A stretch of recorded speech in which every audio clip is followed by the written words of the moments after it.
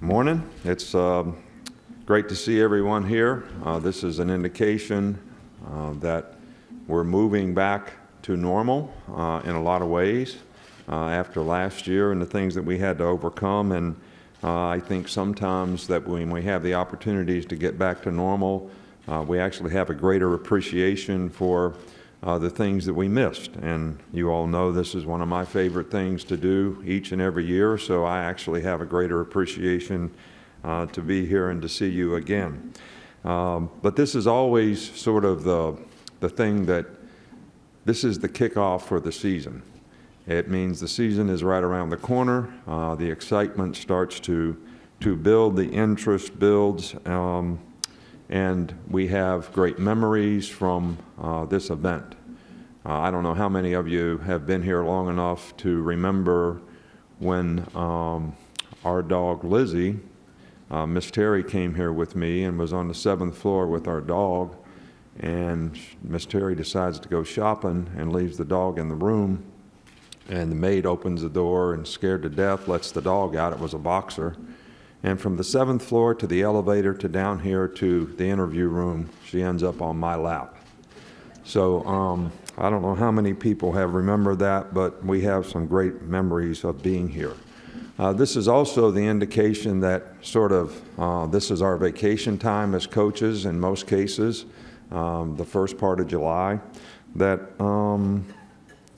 vacation is over and the next couple weeks are going to be back in focus on final preparations for the season and what we need to do to get ready for our August 5th report date. We've had a really good off season with our players. I've been pleased with the way we've sort of transitioned back into normal. The new training regiment that David Ballou and Dr. Ray have put in with our players is something that our players have really embraced and enjoy, and it's actually improved us in explosive movement and also injury prevention because it's a much more technical approach, scientific approach to training, and it's been very, very beneficial, and it's something that I think has helped us improve tremendously. From a program standpoint, nothing really has changed from a culture standpoint for us. We're still all about helping our players have the best opportunity to be more successful in life because they were involved in the program, whether it's personal development, academic support, career development, or their development in terms of developing a career as a football player. So, and we continue to be very prideful of the fact that we had 25 players playing a national championship game that already had their degree, and we've had 168 players have their degrees in the championship games and the bowl games that we played in since 2015. So we continue to try to do a really good job in terms of helping players develop careers and improving the quality of their life through the opportunity that football has created for them. We have 2 players here today, John Mechie, who's a finance major who will graduate in 3.5 years, who's been a very successful receiver for us, and Phil Mathis, who's been started for a couple years and has already graduated in criminal justice. And we're really proud of those 2 young men, and I'm sure they would do an outstanding job of representing our team. The penalty for success when you win a national championship is you won because you had a whole lot of good players. They were well coached, so you had a lot of good coaches. And when you lose some of those players, and we lost 6 first-round draft picks and 10 guys overall in the draft, and you lose some of those coaches to better opportunities, the challenge is you got to rebuild with a lot of new players who will be younger, have new roles, less experience, and how do they respond, to these new roles? And that's why rebuilding is a tremendous challenge. That's why it's very difficult to repeat. But I've been pleased so far with the way our players have embraced the new roles, the new responsibilities, and how the new faces on our team have worked hard to develop in a way that they can have enough consistency and performance to have success and develop the confidence they need to be able to have success. So we're going to be a work in progress as we focus on improvement, and that's going to be critical to our success. We have a lot of difficult games early, on the road, new coaches, new quarterback, 8 new guys on offense. We do have some 8 or 9 starters back on defense. And I was asked earlier, how does not having spring practice last year impact how you develop? And I used the example last year because we couldn't practice against each other, that it really affected the development of defensive players because they're reacting to somebody, and you couldn't react to anyone because we couldn't practice against each other. But this year, fortunately, we're back to normal, and we could go through spring practice, and I do think that that has helped the development of a lot of the 8 new starters that we're going to have on offense. And hopefully, that'll pay off, especially, early in the season. One of the things that I'd like to make mention of is, I'd like to commend the leadership in the SEC for how they handled the whole COVID situation. I think, Commissioner Sankey and his staff really did this with kind of a calm measure that gave the players the best opportunity to have a chance to compete and play, as we played 13 games last year, and very thoughtful, set a good precedent to give the players the best opportunity to be able to compete and play. And I know that was really, really important to our team to have that opportunity, and I certainly commend the SEC and Commissioner Sankey for the great job that they did for the players. As for all the changes that we have in college football, I know there's a lot of interest in a lot of those things. I almost feel that anything that I say will probably be wrong because there's no precedent for the consequences that some of the things that we are creating, whether they're good opportunities, even if they're good opportunities, there's no precedent for the consequences that some of these things are going to create, whether they're good or bad. But a year from now, whatever comments that we make probably will be a lot more effective than the ones that we make now, because we don't have precedent and we don't have experience for how this is going to affect the future of college football and college football players. So we want to focus on what we need to do to adapt on a day-to-day basis and try to help our players manage through these opportunities and circumstances, the best that we can. Our team certainly is looking forward to the opportunity to play in the Chick-fil-A kickoff game against Miami. We really enjoy playing in neutral site games. It's been good for our players. It's been good for our fans. We certainly have a lot of respect for what Manny Diaz has done.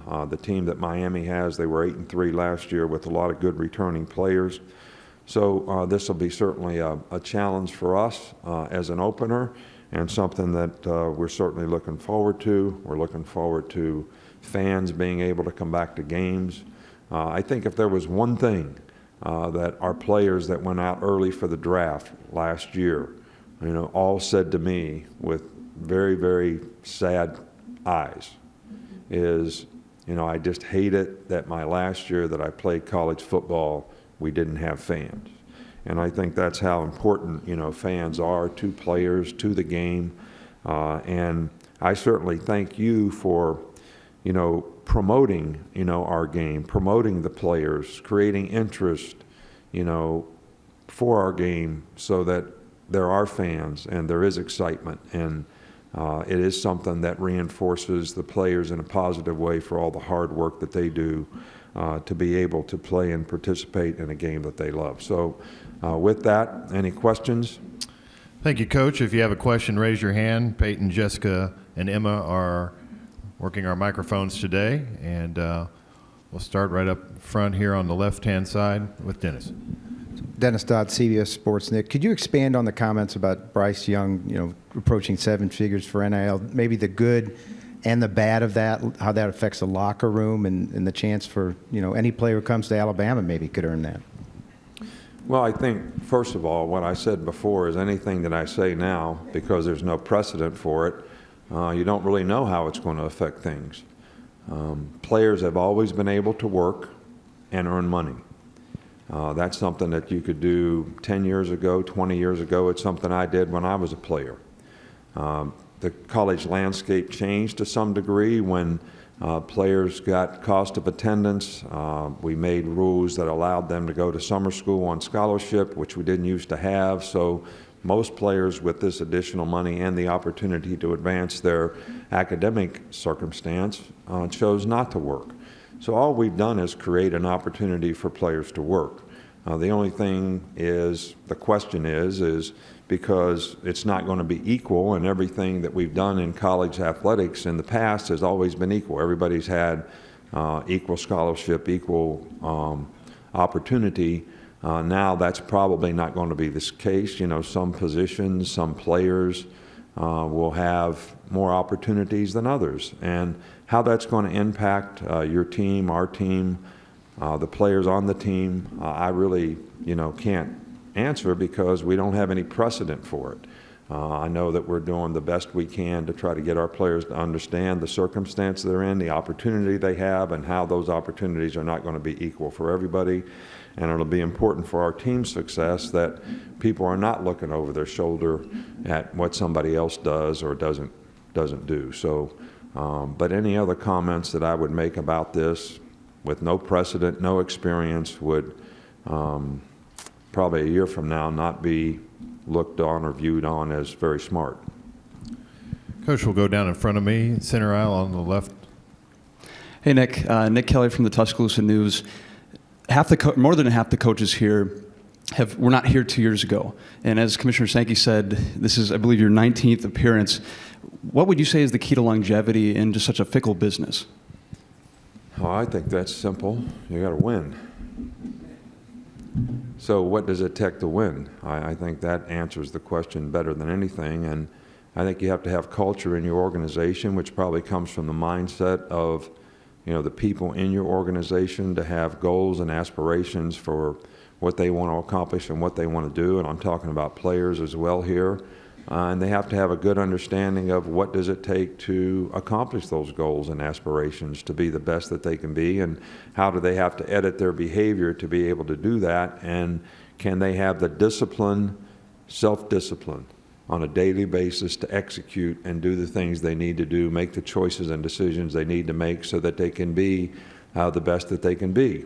I think what we've always tried to do for our players is create more value for the players by how we use personal development, academic support, career development, the way we develop football players to create a successful culture for them to see the players before them in terms of what they bought into, what they did that helped them be successful, so the next player has the best chance to buy into the same things and to that culture so that they have the best chance to be successful and they have the best chance to develop personally, academically, and athletically. So that's how we've tried to win, but I think that's probably good players, good coaches, supportive administration that gives you the tools that you need to be able to continue to provide the resources to help the players be successful are all probably key ingredients of that. Coach, we're going to go over the right side on the near aisle. Coach Saban, Drew DeArmond, WZZN Radio, Huntsville, Alabama. I wanted to ask you, football changes, strength and conditioning has evolved and changed. You've built the Sports Science Center recently at the University of Alabama. Now that you've seen a year of the impact of David Ballou and Dr. Matt Ray, talk about what they've done for your program and what you thought about when you hired those two gentlemen to take over your strength and conditioning. Right. Well, we wanted to make the change several years ago, and we brought several pro teams in with our old strength staff to try to change from the powerlifting to more of the velocity training, using the technology to actually test players on a daily basis, to minimize injury, but also to increase explosive movement. So when we had a change in our strength and conditioning staff, we felt very fortunate to be able to get, David Ballou and Dr. Ray, who actually were probably, from a college football standpoint, in the forefront of, this particular philosophy of how to develop, players strength and conditioning wise. So they have done a phenomenal job. Last year our injuries were down by about 50%, soft tissue injuries. We increased explosive movement during the season by almost 5%, which we had not done for several years. So we bought into the things that they do. The players get feedback on a daily basis, which they really like, because they can determine the progress they're making on a daily basis. We eliminated all testing. We don't run 16 110s anymore. We don't run 1040s with 15 seconds rest in between. Because of the technology that we use, we know how fast a player's running every day, and we know what his capability is because of the GPS system that we use. And so we don't need to test because the players are getting immediate feedback every day. So it's a much more positive approach.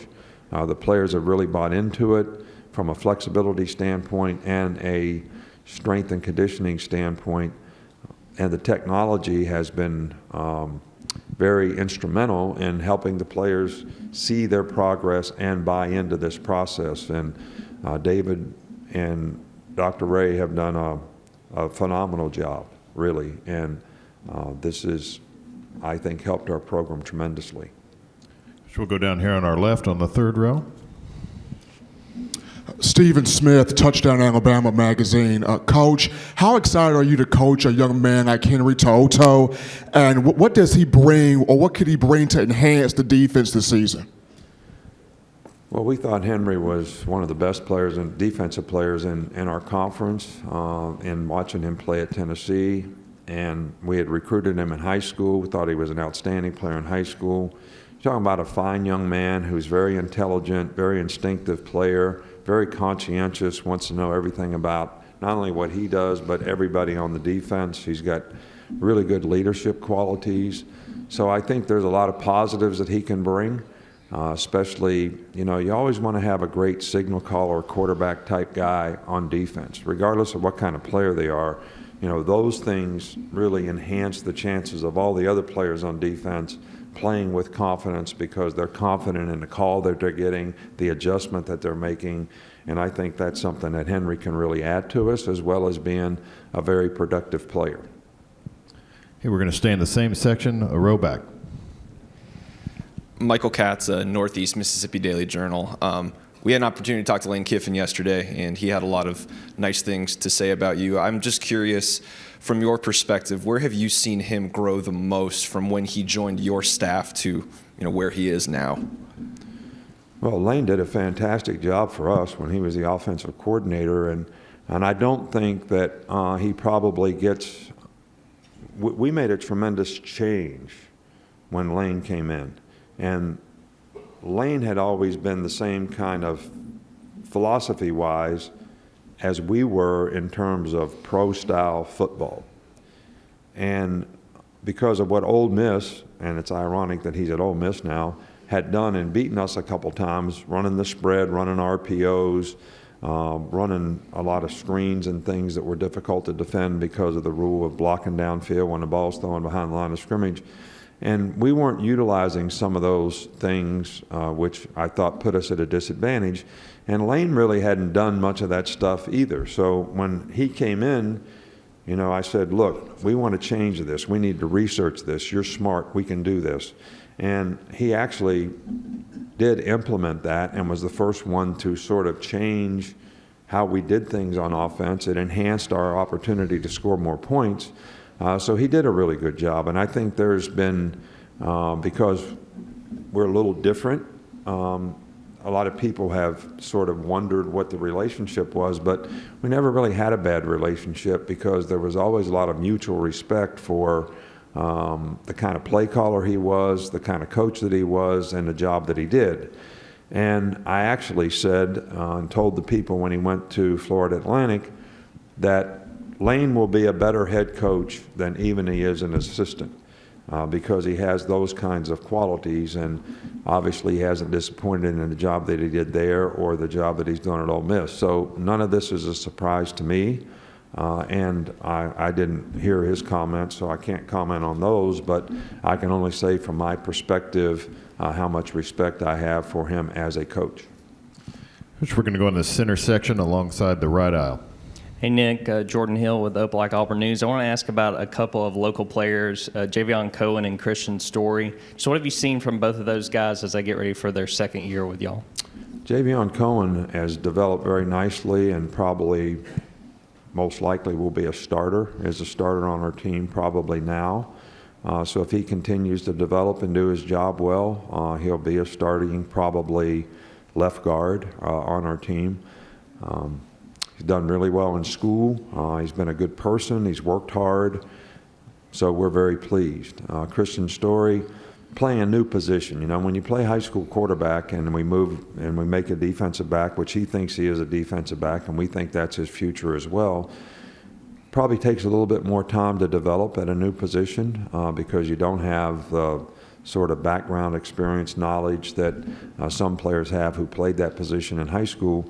But he's doing a good job and has made a tremendous amount of improvement and will probably be a quality backup and a special teams player for us this year. Which will go right down in front of me on the second row. Tom? Hey, Tom Murphy, Arkansas Democrat Gazette. I'm interested in how Bill O'Brien's NFL background might mesh into what you were just talking about, the kind of offense you want to run at Alabama. What principles that might help Bryce and what you want to do offensively? Right. Well, Bill has done a really, really good job, but everybody's got to remember Sark came from the NFL. Lane had coached in the NFL. I've coached in the NFL. So I don't think systematically what happens in the NFL is all that much different than what happens in college when it comes to football itself.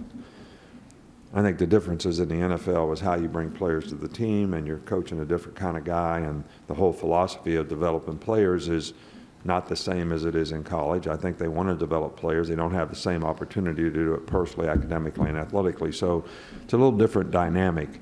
But the football part of it is not all that different, and we're not changing offenses. We've got a good offense. We've got a good system. We've got a good philosophy.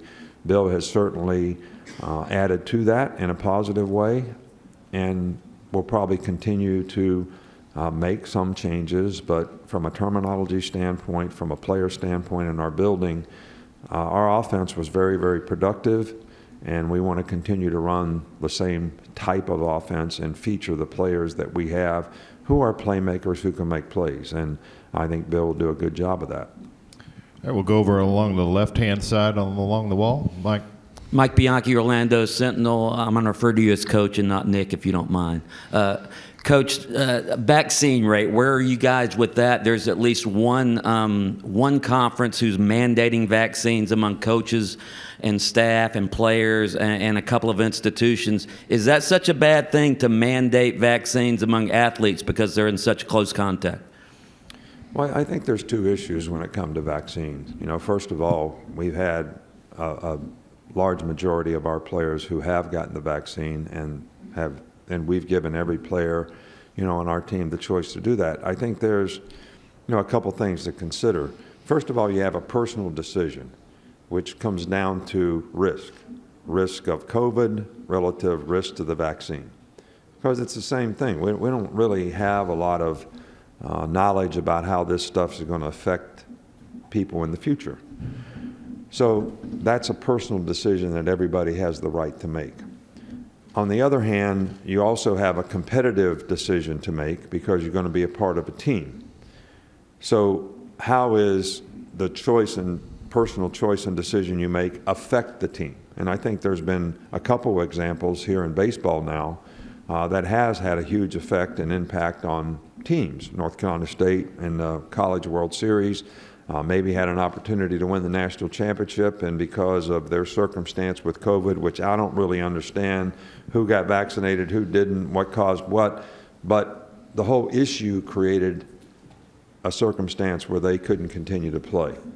The Yankees now have, 6 players? I don't watch it that close, but a significant number of players who are out, and I don't understand their circumstances either, whether they're vaccinated, not vaccinated, whatever. So, but players have to understand that you are putting your teammates in a circumstance and situation. We can control what you do in our building. We cannot control what you do on campus and when you go around town, who you're around, who you're associated with, and what you bring into our building. So every player has a personal decision to make to evaluate the risk of COVID relative to vaccine, and then they have a competitive decision to make on how it impacts their ability to play in games. Because with the vaccine, you probably have a better chance. Without it, you have a lesser chance that something could happen, a bigger chance that something could happen that may keep you from being on the field, which doesn't enhance your personal development. And then how does it affect the team if you bring it to the team? So these are choices and decisions that every player has to make. Our approach has been, I think we've had 3 medical doctors sort of give lectures to our team about the pros and cons of the whole COVID circumstance, the vaccine circumstance, so that they can make intelligent decisions about what they do. And I think that we're pretty close to 90% maybe of our players who have gotten the vaccine. And I'm hopeful that more players make that decision, but it is their decision. Okay, we'll take 2 more. We'll start over here on the right-hand side. Hey, Nick, Adam Luckett, Kentucky Sports Radio. Dave Aranda last week at Big 12 Media Day said defenses now are getting more aggressive, getting negative plays, tackles for loss, sacks are more important. So he thinks that an evolution might be 12 personnel, 13 personnel, wide zone. Do you kind of see the college game going that way, or is it still important to spread it out and hit explosives in the vertical pass game? What is 12 personnel? I got to get up. 2 tight ends? Yes, sir. And 2 wide receivers, or 1? I'm just kidding. I know what 12 personnel is. So,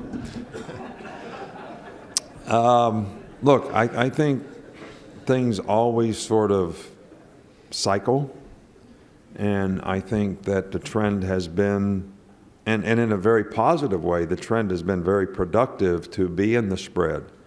And to spread the field with 3 and 4 wide receivers and 4 open formations and implement RPOs and lots of screens and spread the field and make the defense defend 53 yards wide and 100 yards deep, which has not always been the case. When the more people that line up tight, I call it wad ball, the more constrictive you can be in terms of how you create space for offensive players to make plays. So I do think that defenses are catching up and creating more issues with some of the things that they do. And people who get back in regular formation, as we do, we've never ever abandoned that. That's always been a part of what we do, to run the ball. People have a more difficult time adjusting to that, which used to be the starting point of where you taught everything that you did. So I can see that there may be some movement back in that direction to more conventional type football, to make people spend a little bit more time on the direct runs and things that you create in regular formation. We'll take 1 final question in the center section, right in front of me, about 4 rows back. Hello, Coach. How you doing today? Good, thank you.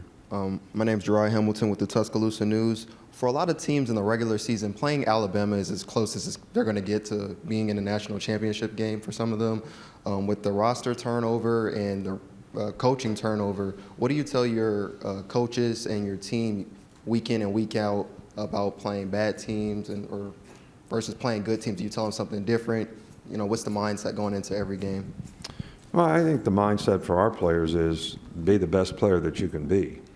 I always use the example with our players to understand the scoreboard should not determine how you play in the game, whether you're 14 points behind or 14 points ahead. Who the opponent is should not determine the level that you play at. Because if you're controlling what you control, you want to be the best player that you can be, and you want to do that every single down, because that's what creates value for you. And I always use the example that when I was in the NFL, they made me a cut-up of a player. So every player in the draft, I would look at a cut-up. I didn't know who you were playing against. I didn't know if it was a good guy or a bad guy, good team, bad team. I didn't know what the score was. But I was evaluating how you played. So if you didn't create value for yourself because you were ahead in the game or behind in the game, or you didn't play well against some opponent and others you got fired up to play against, then you're not creating the kind of value for yourself that you're capable of. So consistency in performance usually defines success. And that means you can play down in and down out at a high level, and you can sustain that level because you can persevere through good plays and bad plays and refocus and be able to play the next play. And that's the philosophy that we use with our players. We can't control what our opponent does, all right, but we can control what we do. And we want to control the outcome of the game by how we execute and what we do, so that's what we want to stay focused on. Coach Saban, thank you for your time this morning. All right, and again, I'd like to thank the media and all the folks here for all that you do to create interest in college football, how you promote players, help players get a lot of positive reinforcement for the hard work that they do. So you're appreciated more than you know. So thank you very much, and roll tide. Alabama has a record number of open jobs. Find yours at your local career center.